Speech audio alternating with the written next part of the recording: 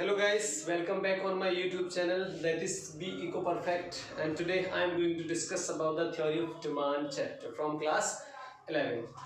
जैसा कि आपको पता है in my previous videos हमने इस चैप्टर से रिलेटेड अब तक क्या डिस्कस किया है, डिमांड का meaning, right, demand schedule, demand curve, factors affecting demand for a commodity and law of demand. And in this video we are going to discuss about some different concept, that is movement along a demand curve and shift in demand curve. और please अगर आपने मेरी video अभी भी subscribe नहीं की है तो पहले वीडियो को सब्सक्राइब करो और कॉन्सेप्ट्स को समझने के लिए वीडियो प्लीज़ एंड तक देखें. देखिए इसमें कुछ कॉन्सेप्ट्स हमारे बेसिकली ये तो इसके अंदर आते हैं, इस हेडिंग के अंदर है, बट मेन जो कॉन्सेप्ट हमारा ये है extension in demand, increase in demand, contraction in demand and decrease in demand are the concepts, right. तो एक्सटेंशन का मीनिंग क्या होता है? एक्सटेंशन का मीनिंग है एक्सटेंड होना, इट मीन्स राइज होना. इंक्रीज इन डिमांड, इंक्रीज का मतलब भी राइज होना होता है. फिर बेसिकली इनमें डिफरेंस क्या है? क्योंकि जो दोनों वर्ड है हमारे extension and increase seems to be similar. अगर देखें, अगर इनका मीनिंग हम सर्च करें तो डेफिनेटली दोनों का मतलब ही बढ़ने से होता है. फिर डिफरेंस क्या है यार? कब तो हम increase in demand word use करते हैं, कब हम extension in demand word use करते हैं. तो फॉर योर काइंड इन्फॉर्मेशन, देखिए डिमांड को प्रभावित करने वाले, इट मीन्स जो डिमांड के डिटर्मिनेंट्स है या जो फैक्टर्स हमने प्रीवियस वीडियो में डिस्कस किए थे, बहुत सारे फैक्टर्स के मैंने आपको बताया था. वो फैक्टर्स थे हमारे, एक तरफ तो price of own commodity, price of own commodity. Price of own commodity का मतलब क्या है? Price of own commodity means जिस गुड की, जिस कमोडिटी की आप स्टडी कर रहे हो उसका प्राइस, एक तरफ तो उसका प्राइस होता है और अपार्ट फ्रॉम प्राइस, प्राइस के अलावा भी बहुत सारे ऐसे फैक्टर्स हैं जिनकी वजह से उस कमोडिटी की डिमांड में चेंज आ जाता है, राइट. तो और क्या क्या फैक्टर थे? वो क्लाइमेट था, कंज्यूमर की इनकम थी, टेस्ट एंड प्रेफरेंस था, कंज्यूमर की एक्सपेक्टेशंस की वजह से भी उस कम्युनिटी की डिमांड में हो जाती है, एटसेट्रा एटसेट्रा, राइट. तो अब करना क्या है, ये सारी चीज क्लियर करेंगे कि इनका मीनिंग नहीं बताया क्या है, बिल्कुल एक एक चीज क्लियर करूंगा, वीडियो आप एंड तक देखो. तो कहने का मतलब ये है कि एक्सटेंशन का मतलब भी बढ़ना, इसका मतलब भी. फिर दोनों में डिफरेंस क्या है? तो दोनों में डिफरेंस ये है, सपोज कीजिए अगर किसी कमोडिटी की डिमांड राइज हो जाए, I repeat, if demand for a commodity rises due to change in price of its own commodity, अगर उस कमोडिटी के प्राइस में चेंज होने की वजह से उसकी डिमांड राइज हो जाए, ठीक है, तो उसको तो बोलते हैं हम एक्सटेंशन इन डिमांड. दूसरी तरफ अगर प्राइस, उस कमोडिटी का जो प्राइस है वो तो एज इट इज है, सेम प्राइस है, बट किसी और रीजन की वजह से, किसी और रीजन की वजह से डिमांड राइज हो जाती है उस कमोडिटी की, तब उसको क्या बोलते हैं? उस सिचुएशन को इंक्रीज इन डिमांड के नेम से जानते हैं. तो इसका मतलब ये हो गया, ये जो extension in demand and contraction in demand takes place due to change in price, due to change in price of own commodity, price of own commodity, right. और इसमें क्या है, जो अदर थिंग्स है कांस्टेंट रहती हैं, अदर थिंग्स आर कांस्टेंट. दूसरी तरफ इंक्रीज इन डिमांड का बताया था, इसमें प्राइस तो रहता है कांस्टेंट. तो increase in demand and decrease in demand take place due to change in other factors, change in other factors. इसमें क्या रहता है, हमारा जो प्राइस है remains constant, price remains constant, ठीक है. अब फिर से रिपीट करता हूं सारी चीजों को एक बार. देखिए अगर किसी कमोडिटी की डिमांड में चेंज आता है उसकी प्राइस की वजह से, तो चेंज आएगा तो क्या चेंज आएगा? या तो डिमांड राइज होगी या फॉल होगी, यही तो होता चेंज. तो जब किसी कमोडिटी के प्राइस में चेंज होने की वजह से उसकी डिमांड में चेंज आए, उसको आप दो नेम दोगे, और वो नेम क्या है? अगर डिमांड राइज होती है तो एक्सटेंशन, और डिमांड फॉल होती है तो कॉन्ट्रैक्शन इन डिमांड। दूसरी तरफ अगर प्राइस ऑफ ओन कमोडिटी तो कांस्टेंट है, इट मींस वही प्राइस है, but due to change in other factors, but किसी अदर फैक्टर्स में चेंज होने की वजह से उस कमोडिटी की डिमांड में चेंज आता है, तो उन चेंजेस को आप क्या नेम दोगे? उन चेंजेस को आप नेम दोगे इंक्रीज इन डिमांड अगर राइज हुई है, और फॉल हुई है तो डिक्रीज इन डिमांड नेम आपको देना है। तो ये बेसिकली डिफरेंस है एक्सटेंशन इंक्रीज। उसी तरीके से कॉन्ट्रैक्शन का मतलब फॉल होना और डिक्रीज का मतलब भी फॉल होना, ये डिफरेंस है। फॉर एग्जाम्पल जैसे मेरे हाथ में भी ये मार्कर है, इस मार्कर की अगर डिमांड इंक्रीज हुई है ड्यू टू कोरोना वायरस, अब आप कहोगे कोरोना वायरस से कैसे रिलेट कर दिया मार्कर की डिमांड को? बिल्कुल ऑब्वियसली, अब आपको पता है, सपोज करो स्कूल बंद है, कुछ स्कूल्स ऐसे थे जहां चौक यूज किए जाते थे, बट अब स्कूल क्लोज्ड है, लोग अपने घरों पे वीडियो बना रहे हैं, उन्होंने मार्कर का इंतजाम किया, ठीक है। तो मतलब मार्कर की डिमांड क्या हुई? राइज हुई ड्यू टू चेंज इन, कुछ भी कह सकते हैं, चेंज इन सर्कमस्टेंसेस, ठीक है, change in conditions in economy. तो इसका मतलब प्राइस तो कोई रीजन है ना, प्राइस देखा तो बिफोर लॉकडाउन तब भी 25 का था, आज भी 25 का है, फिर इसकी डिमांड क्यों बढ़ी? प्राइस तो एक जैसा हुई, प्राइस तो वही है जो पहले था, फिर डिमांड में क्यों चेंज आया? इसका मतलब कोई और रीजन है। और जब किसी और रीजन से किसी कमोडिटी की डिमांड में चेंज होता है, उस चेंज को हम क्या नेम देंगे? Increase in demand and decrease in demand का नेम देते हैं। बात रही इंक्रीज कब देंगे, डिक्रीज कब, ये तो बहुत सिंपल सी बात है, राइज हो जाएगी तो इंक्रीज, फॉल हो जाएगी तो डिक्रीज। तो बेसिकली ये कॉन्सेप्ट है। अगर अदर फैक्टर्स में कोई चेंज नहीं हुआ है, वैसे आपको नहीं पता चलेगा कि अदर फैक्टर में चेंज आया नहीं आया। सपोज कर रहे हैं आपने देखा कि यार अब तक इसका प्राइस 25 था, तब इतनी यूनिट्स की डिमांड की जाती थी, अब 50 होते ही प्राइस 50 होते ही इसकी डिमांड में चेंज आ गया, डिमांड फॉल हो गई। तो आपने क्या ऑब्जर्व किया? आपने ऑब्जर्व किया यार ये तो जो प्रोडक्ट है ना, इसके प्राइस की वजह से इसकी डिमांड में चेंज हुआ है। तो जब प्राइस की वजह से डिमांड में चेंज होता है तो उसको फिर हम देखेंगे वो एक्सटेंशन या कॉन्ट्रैक्शन होगा। ये देखना पड़ेगा कि डिमांड राइज हुई है या डिमांड फॉल हुई है, ठीक है। तो ये बेसिकली इन दोनों में डिफरेंस है। इनको हम और एलेबोरेट करने के लिए और एक्सप्लेन करने के लिए हम एक टेबल और ग्राफ की हेल्प से भी समझ सकते हैं।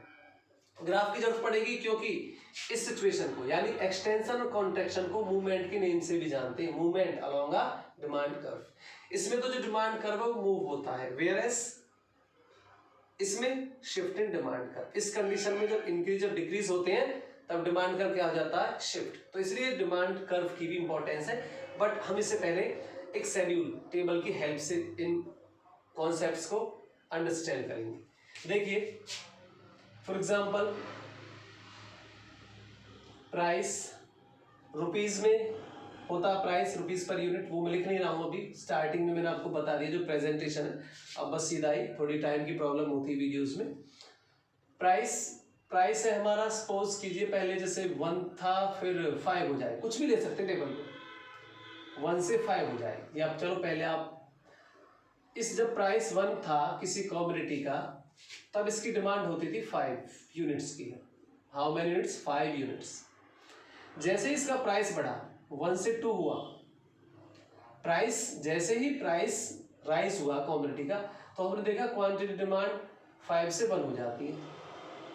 तो यहाँ आप देखिए क्वांटिटी डिमांड का जो कॉलम है उसकी तरफ देखिए, क्वांटिटी डिमांड में क्या हुआ है। अगर ऊपर से स्टडी करें, ऊपर से स्टडी करेंगे तो पहले 5 यूनिट्स की डिमांड थी, फिर 1 यूनिट्स की डिमांड होने लगी। टेबल ये दिखा रही है डिमांड में कमी आई है। क्यों कमी आई भाई, क्या रीजन है?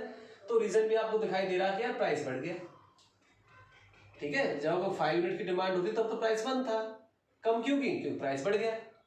तो इसका मतलब यहाँ पे जो डिमांड फॉल हुई है यहाँ पे जो डिमांड फॉल हुई है वो किसकी वजह से है? Due to rise in price of own commodity. उस कमोडिटी के प्राइस में राइज होने की वजह से चेंज हुआ है, ठीक है। और जब प्राइस में चेंज होने की वजह से चेंज आता है डिमांड में, तो उसको एक्सटेंशन और कॉन्ट्रैक्शन का नेम देते हैं। इधर क्या हुआ डिमांड में? फॉल। फॉल मतलब कॉन्ट्रैक्शन। तो ये एग्जांपल किसका हो गया? Contraction in demand. Contraction in demand का हो गया, क्योंकि डिमांड कम हुई है due to change in price. और कम कब होगी? जब प्राइस बढ़ेगा, अगर प्राइस की बात करें तो, राइट। दूसरी तरफ और एग्जांपल लीजिए। प्राइस सपोज करो पहले 2 था, 2 पे 1 यूनिट्स की डिमांड करता था कंज्यूमर, बट जैसे ही प्राइस कम हुआ 5 यूनिट्स की डिमांड करने लगा।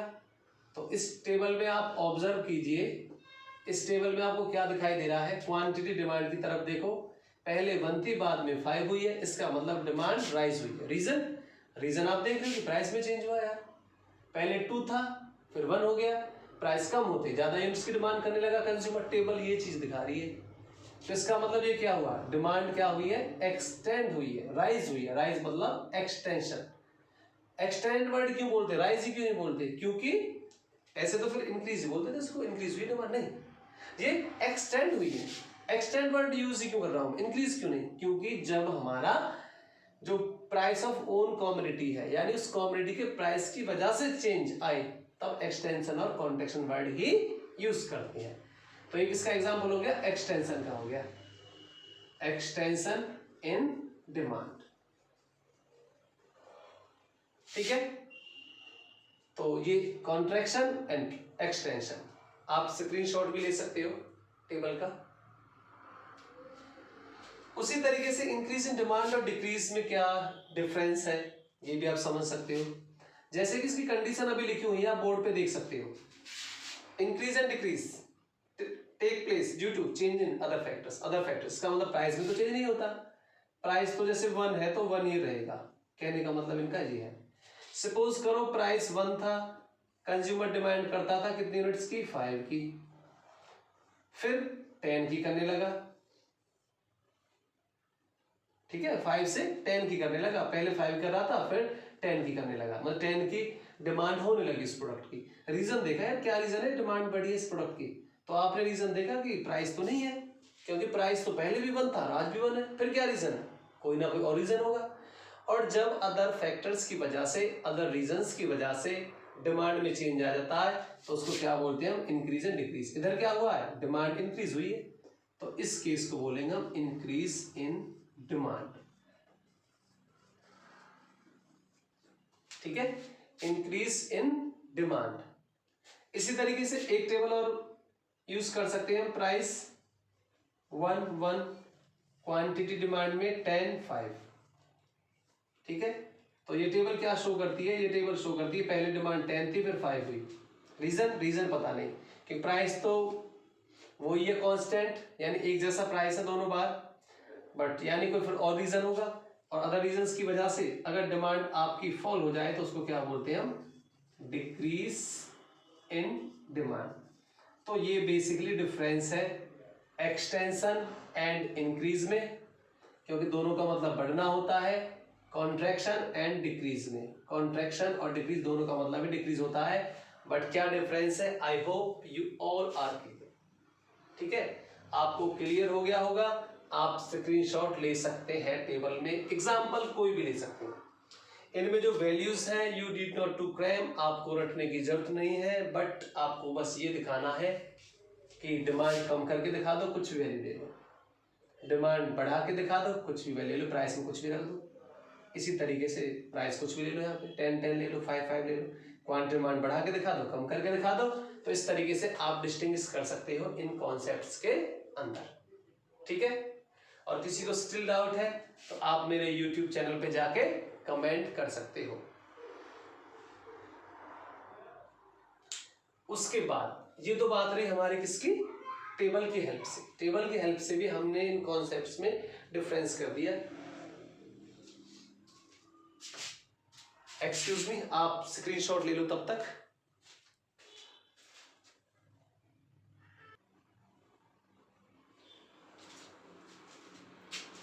आप लोगों ने स्क्रीनशॉट ले लिया होगा। तो अब आगे डिस्कस करते हैं इनका ग्राफ। मैंने बताया था अभी कि कॉन्ट्रैक्शन एंड एक्सटेंशन को किसके नेम से भी जानते हैं। उसमें जो कर्व है वो क्या होता है, मूव होता है। दूसरी तरफ जब increase in demand and decrease in demand होता है तब कर्व क्या होता है, शिफ्ट होता है। तो इन टेबल की हेल्प से हम कर्व भी ड्रॉ कर सकते हैं। तो आपको पता चल जाएगा मूवमेंट क्यों बोलते हैं उसको, शिफ्ट क्यों बोलते हैं। तो देखिए क्वांटिटी डिमांड प्राइस, ठीक है। क्वांटिटी डिमांड यूनिट्स में होती है, प्राइस पर रुपीस पर यूनिट में होता है। ये मैंने कुछ भी नहीं लिखा है, बस आपको पता है ये सारी चीजें। तो टेबल के अकॉर्डिंग हमने पहले इस टेबल के दो ग्राफ पहले ही मैंने ड्रॉ कर लिए हैं। देखिए ग्राफ ड्रॉ करेंगे। प्राइस 1 है, क्वांटिटी डिमांड कितनी है 5। इट मीन्स 1 पे 5 यूनिट्स की डिमांड की जाती है। 1 और 5 के लिए ये वाला पॉइंट्स। 2 पे कितने यूनिट्स की डिमांड की जाती है, 2 पे की जाती है 1 की, ये वाला पॉइंट्स। तो इन दोनों पॉइंट्स को हम एक कर्व से, एक लाइन से ड्रॉ कर देंगे। ये क्या आ गया हमारा डिमांड कर्व, ठीक है। फिर दूसरी टेबल पे जाते हैं। दूसरी टेबल में क्या है, 2 पे 1 ये वाला पॉइंट, उसके बाद 1 पे 5 ये वाला पॉइंट। दोनों पॉइंट्स को लेके हमने एक कर्व ड्रॉ कर दिया, उसको नेम दे दिया डी डिमांड कर्व। अब दोनों टेबल से लेके मैंने आपके सामने अभी ग्राफ ड्रॉ किए हैं। इस टेबल को लेके इसको आपके सामने अभी, ठीक है। हमने देखा कि कर्व की जो शेप है, आप इसमें मत जाना, वैल्यूज कुछ भी हो सकती है। कर्व की शेप स्लोप्स डाउनवर्ड है। इसमें भी डिमांड कर्व ऐसा है, इसमें भी डिमांड कर्व ऐसा है। फिर कैसे डिफरेंस करेंगे हम, कौन सा एक्सटेंशन का, कौन सा कॉन्ट्रैक्शन का। तो देखिए जब डिमांड होती है एक्सटेंड, तो हम from left to right hand की तरफ मूव करते हैं। ये हमारा OYX है, तो इधर से इधर की तरफ मूव करते हैं, ठीक है। 1 2 3 इधर की तरफ ही तो बढ़ रही है। तो इसमें पहले कौन सा पॉइंट आया था, 1 पे क्या थी 5, पहले ये वाला पॉइंट था, 1 पे 5 आया था इस टेबल के अकॉर्डिंग चले तो। फिर 2 पे 1 यानी 5 से इधर की तरफ आए हैं, और राइट हैंड से जब लेफ्ट हैंड की तरफ मूव करते हैं तो इसका मतलब फॉल हुई है। तो इसमें एरो से डिफरेंस करेंगे, इधर की तरफ एरो लगा के, ठीक है। पहले इस पॉइंट पे थे, फिर बाद में इस पे आए, तो इसका मतलब डिमांड क्या हुई है, ये एरो इधर की तरफ दिखाना डिमांड कर पे कॉन्ट्रैक्शन के लिए होता है। वो कैसे आपके सामने है। तो ये कर्व किसका है हमारा, कॉन्ट्रैक्शन इन डिमांड का, कॉन्ट्रैक्शन डिमांड को दिखाता है। दूसरी तरफ इस कर्व की बात करें तो इस टेबल से देखें तो 2 पे 1 यानी पहले ये वाला पॉइंट आया था, फिर 1 पे 5 यानी बाद में इधर से अगर इधर जाते हैं, ये बाद में आया पॉइंट, इसका मतलब इधर गए। और इधर की तरफ जाना क्या होता है, एक्सटेंशन, इधर की तरफ एक्सटेंड होना होता है। इसका मतलब ये कर्व दिखाता है किसको, एक्सटेंशन को। ये है एक्सटेंशन का, एक्सटेंशन इन डिमांड। अब इसमें मूवमेंट कैसे हुआ, शिफ्ट क्यों नहीं हुआ। शिफ्ट का भी आपको अभी पता चल जाएगा, एक बार इसको भी कर लो फिर डिफरेंस करेंगे। अब इन टेबल को लेके बनाइए जिसको हम शिफ्ट बोलते हैं, शिफ्ट इन डिमांड का। तो इसमें देखिए टेबल मैंने इसके अकॉर्डिंग ले लिया, अपनी वैल्यूज के अकॉर्डिंग। प्राइस 1 पे 5 ये वाला पॉइंट, फिर 1 पे 10, प्राइस तो चेंज हुआ ही नहीं है, ये वाला पॉइंट आएगा। अब डिमांड कर्व की जो शेप होती है, डिमांड का स्लोप डाउनवर्ड नेगेटिव शेप होती है, ठीक है। तो इसमें तो डिमांड कर्व बना ही नहीं, तो डिमांड कर्व की शेप बनाई, हम पता स्लोप डाउनवर्ड होता है। तो इस तरीके से डिमांड कर्व ड्रॉ करेंगे। एक तो डिमांड कर्व ये वाला है हमारा, ठीक है, जो स्लोप डाउनवर्ड को दिखा रहा है। डिमांड का स्लोप डाउनवर्ड नेगेटिव स्लोप होता है, उसी को शो कर रहा है। दूसरा डिमांड कर्व ये है। तो इसमें हमने देखा जब अदर फैक्टर्स की वजह से चेंज आया तो 2 डिमांड कर्व बने, यहाँ तो एक ही था। तो इसका मतलब ये डिमांड कर्व क्या हो गया, शिफ्ट हो गया, इधर से इधर की तरफ शिफ्ट हो गया, इसलिए इसको शिफ्ट बोलते हैं। इधर तो नहीं हुआ चेंजेस, यहाँ भी आया डिमांड में, यहाँ तो नहीं हुआ, ठीक है। इसका भी बना लो एक बार। 1 पे 10 ये वाला पॉइंट, ठीक है जी। और उसके बाद 1 पे 5, फिर 1 पे 5, 1 और 5 ये वाला पॉइंट। इसमें भी कर्व कहाँ, कर्व तो बनाओ डाउनवर्ड, ये ना D1 नेम कुछ भी दे दो आप। तो इसमें क्या हुआ है, डिमांड कर्व हमारा शिफ्ट हुआ है इधर की तरफ। अब देखा इसमें भी दोनों एक जैसे कर्व है, फिर डिफरेंस क्या, डिफरेंस एग्जैक्टली वही। इसमें पहले ये आया था DD, क्योंकि 1 पे 5 था, फिर 1 पे 10, तो पहले ये वाला कर्व आया, फिर बाद में ये, तो इधर की तरफ जाना क्या, इंक्रीज, ठीक है। तो ये इंक्रीज इन डिमांड का है। इसमें पहले ये वाला पॉइंट आया था 1 पे 10, फिर बाद में ये वाला कर्व बना था, और जब एरो इधर से इधर की तरफ दिखाएंगे तो ये किसको दिखाता है, डिक्रीज को, डिक्रीज इन डिमांड। अब इनको एक्सटेंशन और शिफ्ट क्यों, अब देखो जब अदर फैक्टर्स की वजह से चेंज आया, ये वाली जो हमारी टेबल है इसमें हमने क्या ऑब्जर्व किया कि प्राइस इनमें दोनों टेबल में एक जैसा है, यानी डिमांड में चेंज आया अदर फैक्टर्स की वजह से। तो अदर फैक्टर्स की वजह से हमने देखा हमारा कर्व शिफ्ट हो गया, पहले ये था फिर ये हो गया, इसमें पहले ये था फिर इधर आ गया, ठीक है। तो ये तो हमारा शिफ्ट इन डिमांड कर्व के नेम से भी जानते हैं, किसको, increase in demand and decrease in demand, दोनों को शिफ्ट इन डिमांड कर्व के नेम से। इसको मूवमेंट क्यों, क्योंकि इसमें देखिए आप इस कर्व में कर्व शिफ्ट नहीं हुआ है, उस टेबल से बनाया तब भी कर्व की वही स्लोप डाउनवर्ड, ठीक है, यहां बनाया तब भी वही कर्व, तो एक ही है ना दोनों कंडीशन में। हुआ क्या, बस डायरेक्शन चेंज हुई है, हुआ क्या है, डायरेक्शन चेंज हुई है, इसमें इस पॉइंट से ऐसे डायरेक्शन आई है और इसमें ऊपर से नीचे की तरफ, यानी डायरेक्शन चेंज हुई है, इसका मतलब मूवमेंट आया है कर्व में, ठीक है। शिफ्ट का मतलब तो भाई शिफ्ट हो जाना है, मूव का मतलब ये, अब मैं ऐसे खड़ा था अब ऐसे हो गया, तो इसमें क्या किया मैंने, इसमें मूवमेंट किया मैंने। शिफ्ट का मतलब ये मैं यहां था अब मैं इधर हो जाऊं, ये शिफ्ट है। तो ये बेसिकली शिफ्ट और मूवमेंट का भी बता दिया कि इनको शिफ्ट इन डिमांड कर और मूवमेंट इन डिमांड कर क्यों कहा जाता है इन टॉपिक को, ठीक है। तो ये बेसिकली इनमें डिफरेंस है, आप स्क्रीनशॉट ले सकते हो। आज की वीडियो में इतना ही दोस्तों, इसके बाद जो टॉपिक्स हैं उसके लिए आप नेक्स्ट वीडियो के लिए मुझे टाइम दीजिए, तब तक आप इस वीडियो को देखिए, कॉन्सेप्ट को समझिए। स्टिल कोई प्रॉब्लम है तो आप मेरे यूट्यूब चैनल पे जाके कमेंट कीजिए बॉक्स में, और वीडियो को देखने के लिए thank you and have a nice day.